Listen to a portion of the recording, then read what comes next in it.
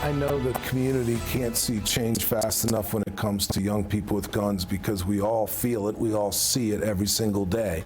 And just this past weekend, we saw it in 2 public places, and it was no different. From downtown to uptown Albuquerque, teens are accused of bringing and using guns. One of those shootings in downtown left 2 people injured, with 2 teens now in custody. Police, though, say they're still looking for suspects in the other, which happened at Coronado Mall. Julie Friedek joins us now with more, including reaction from 2 stakeholders who play different roles in tackling the issue of teen crime.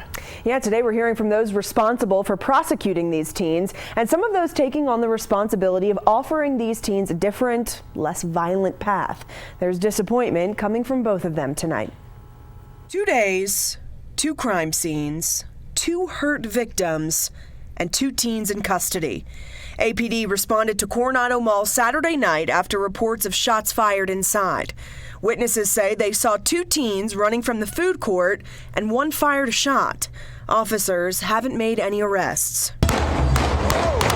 Police took this video, originally posted online, into evidence, showing a downtown shooting near Central and 4th hours later. I'm not sure exactly what. Police arrested 18-year-old Zane Katzenberger in connection to it. He's charged with aggravated battery and negligent use of a weapon. APD reps say 17-year-old Andre Jaramillo turned himself in connection to it too. He's in custody in the juvenile detention center. It's not just gun-free zones and school zones, but if you're under 19 years of age in New Mexico, you are not allowed to have a handgun, period. There are no exceptions. And obviously that's being ignored by a lot of young people.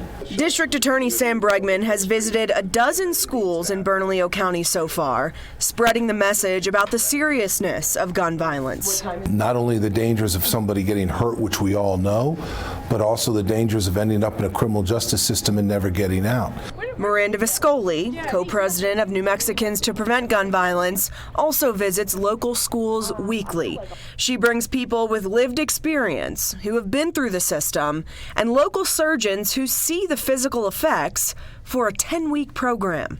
Right now we're reaching over 600 students repeatedly every single week in Albuquerque, and we are seeing that our young people are starting to change their minds about firearms. But it can't be one conversation, it has to be many, and they have to be a part of that conversation. They both agree one of the most troubling parts of this weekend's downtown shooting is where Katzenberger says he got the gun, an app called Telegram. The access is really problematic, really problematic. Our young people can buy counterfeit money, drugs, and firearms off of this app. So it would be great if we could get rid of that app, but what's going to happen? They'll just create another one. So how do we get on prevention? Whether it's prevention or prosecution, they both say they're not backing down. We're at a crisis point, right? And I think we as adults have to ask ourselves, what do we do? Because we're the ones that got young people in this mess. Julie Friedek, KOB4.